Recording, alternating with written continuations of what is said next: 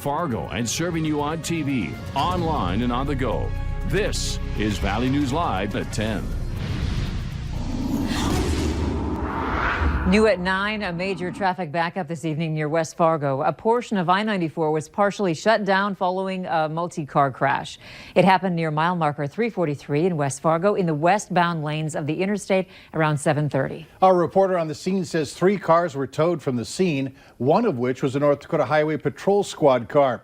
We don't know if anyone was injured yet. This is a developing story. Stay with us here at Valley News Live for the latest. And while we don't know the exact cause of that crash, the roads have been slick all day long. Let's check in with Hutch right away in no wait weather. Hutch? Indeed, we continue to add a little bit of light snow to the mix here in the FM area. As we head into the evening hours, temperatures are on their way down. We have had a band of light snow, kind of pesky, here in the central Red River Valley throughout the evening hours, and it continues to bring some flakes to the area and reinforce the slippery area roads. Tonight, though, the wind is going to usher in some mighty cold air. Wind chill advisory for many of our northern and western counties for sub-zero air that is on its way in and will stick around for the weekend. 1 below right now in Devil's Lake. It is still 11 in Fargo. So our slippery road conditions are going to last, and we will have a biting wind chill and very cold temperatures first thing in the morning. Your hour-by-hour forecast coming up here in just a few short minutes. All right, thanks, Hutch. Flu season is wreaking havoc all over the United States, the Valley included. Just last week, 117 cases were reported in North Dakota, over half of those from Cass County. And in Minnesota, 48 people were hospitalized last week alone because of flu-related illnesses. Valley News Team's Courtney Lockey tells us why this flu season is so unusual. Flu season is off to an early and unusual start. Health officials say it's the earliest start in almost 2 decades. It's a strain that affects mostly children. Flu season's always a bad time of the year. Every year is always different. So, I mean, it's a give or take. You never know what's going to happen. This type of flu doesn't usually hit until March or even April. But many daycares in the Valley say it's here and worse than ever. Most parents do give their kids the flu shot just because, you know, being in a daycare, there is like influenza and RSV and all that stuff that can go around. The CDC estimates that there have been as many as 2.5 million flu illnesses and 2,400 flu deaths nationwide. Doctors say if you haven't been vaccinated, now's the time. Please run, do not walk. Get your vaccine as quickly as possible.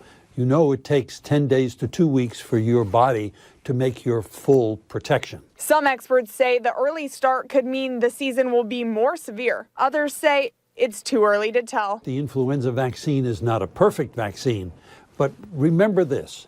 Even if you get vaccinated and get the flu, you're much less likely to have the severe complications. In Fargo, Courtney Lockey, Valley News Live.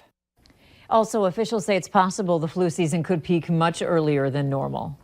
One person's in the hospital with serious but non-life-threatening injuries after a domestic dispute in North Fargo. Police say it happened in the 2500 block of 8th Street North at the North Fargo Hornbachers late this afternoon. An eyewitness told Valley News Live that they saw police inside the store asking about any security video. No arrests have been made at this time. Authorities in Grand Forks are asking for your help finding a man named Michael Moody. They say he's wanted for felony, domestic violence, and aggravated assault. Deputies claim that Moody caused serious bodily injury to another person. If you have any information about him, call police. A South Fargo family says people keep parking in front of their home, impacting a disabled teen's ability to get on and off a school bus. The home is across the street from the Cass County Courthouse, and they suspect it's courthouse employees.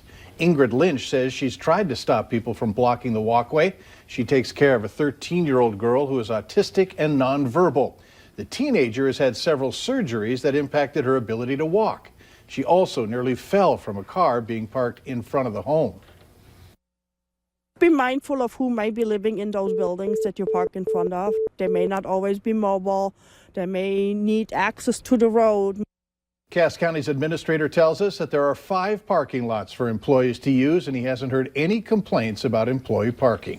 A June 2018 drowning of an 8-year-old girl at Buffalo State Park sparked Fargo police to host free swimming lessons for new American families in the metro. Valley News Team's crime and safety reporter Bailey Hurley talked with those involved who say this program is saving lives. one new swimmer at a time. After finding out that 80% of recent drowning victims in the area had been new Americans, Cultural Liaison Officer Vince Kemp says he knew something had to change. Their swimming rate is much lower than the general population, which is about 80 to 85%, where the new Americans, about 49 to 50% know how to swim. And since January, Fargo police have put on multiple swimming lessons for new American children in the metro. They should have the skills so that if they find themselves in water that's above their head, that they should be able to make it to shore. Fully funded by Salmons Financial, Kemp says they pick up the kids and their families at their homes and bring them back once the lessons are done.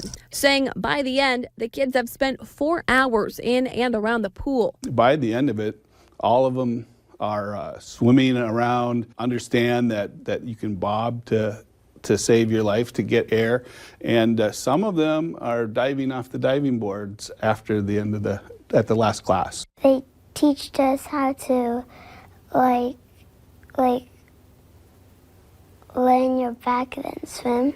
He says so far, around 100 kids have taken lessons, with another 100 in West Fargo Police's program. Our goal is to save lives rather than make competitive swimmers. Kemp adds he's excited the kids can now enjoy the water and says he hopes it expands to the rest of their family members as well. In Fargo, Bailey Hurley, Valley News Live. For more information on how to sign your child up for the next session, go to valleynewslive.com and click on this story. A Minnesota woman is thankful that she's okay after escaping what could have been a serious accident. Last Saturday, Sophia Di Natale was driving on a highway near Goodhue when a huge piece of ice on top of a passing pickup and trailer hit the windshield of her SUV. The chunk was so big and so hard, it smashed out her front windshield and hit her in the face. She says she's thankfully escaped the accident with just minor injuries. So I got hit in the face, that all like bursted, and very lucky I only got out with a couple scrapes and scratches. The pickup driver was unaware of what happened and continued to drive away. Authorities remind drivers to clear all snow and ice from the top of your car before getting behind the wheel. Even though it is cold outside, that doesn't mean you have to stay inside. Local park departments have opened their snowshoeing and cross-country skiing trails. The trails within Fargo and Moorhead Parks, along with Grand Forks' Greenway, are said to be groomed and ready to go for some winter exercise. Valley News Live 10 at 10 continues with No Wait Weather. Friday night and a little bit earlier this evening on Interstate 94, this photo was taken from the front of a Minnesota Department of Transportation plow on Interstate 94 between Rothsay and Fergus Falls. Freezing fog reported there, and I did just check the website with the Department of Transportation Minnesota. Some icy conditions there, and there are a few people who have crashed and slid off of the roads tonight across portions of Minnesota. We still have some flakes flying here. This is I-29 in the background, 32nd Avenue exit there near our friends over at the Luther Family Ford location, providing us with this view. 11 degrees, light snow, and it feels like 8 below with winds gusting to 33 miles per hour, thus a little shake and shimmy there. Some of that light snow that we've received over the last 24 hours could be blowing and drifting over our area roads. Those north winds will cause that snow to drift across those east-west oriented roads. Then your tires drive over it, compress it onto the ground as ice, and yeah, it's just going to remain slippery all night. Holding on to teens here in the Southern Valley. 7 in Thief River Falls, 1 whole degree right now above zero in Langdon, but 1 whole degree below zero in Devil's Lake. Wind chills 10 to 20 below as the cold air is beginning its march in. A look at those visibilities, looking for areas of that freezing fog, not seeing any reduced too far, but watch out for some slippery conditions tonight nonetheless. Radar not showing a lot in our area, but when we zoom in and turn on the intensity just a little bit higher here, we can see these flakes drifting through the central Red River Valley. Not a lot left to them, and here's the location of that icy stuff. Basically anywhere south of the Rothsay area all the way out towards Alexandria or so. Hour by hour forecast, those northwest winds will slowly diminish. We'll start to see partial clearing as the snow exits and the cold air enters. By morning, we'll be sub-zero in our northern and central valley counties, a chance at being near zero in Fergus Falls and points south. And our temperatures for our Saturday start here and stay here, if not even get colder as we go through the mid-morning hours. By midday, we'll have a little bit of sunshine, but it'll be blistering cold. Winds from the northwest at 10 to 20 miles per hour will make it wind chilly all day. And then Saturday night into Sunday morning, the coldest of the year arrives. By this time tomorrow night, tune in to Valley News Live 10 at 10, and we'll tell you about temperatures in the teens below zero and on their way to some of the coldest yet this season. Here's a look at your planner for Fargo. Temperatures below zero first thing in the morning, so if you're out tailgating, it's going to stay sub-zero throughout the game.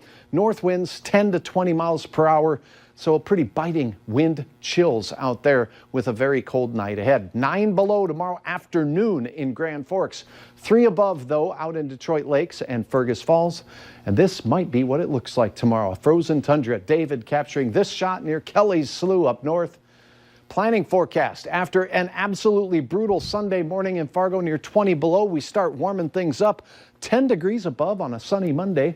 But I'm eyeballing that 22 with a chance of a couple flakes on Wednesday. That don't look too bad. No, it looks good, in fact. Yes. Yeah, thanks, Hutch. And don't forget, tomorrow, the Bison football team will be at home this weekend competing against the Illinois State Redbirds. The game starts at 11 live from the Fargo Dome, and you can watch it on ESPN. Also, don't forget to tune in for the Farmers Union Insurance Bison football pregame show at 10 a.m. on KVLY. And then 10:30 Sunday morning, you can catch the Coaches Show with Matt Entz on KX4. And before you head out to tailgate at the Bison game tomorrow and possibly get a chance to play Bison tailgate trivia with me, make sure you have the Valley News Live Storm Team weather app so you can keep up with the weather anytime, anywhere. You'll get the latest forecasts and conditions so you can plan your day. Just search VNL Weather in the App Store and download it for free. Find Mike. Yeah.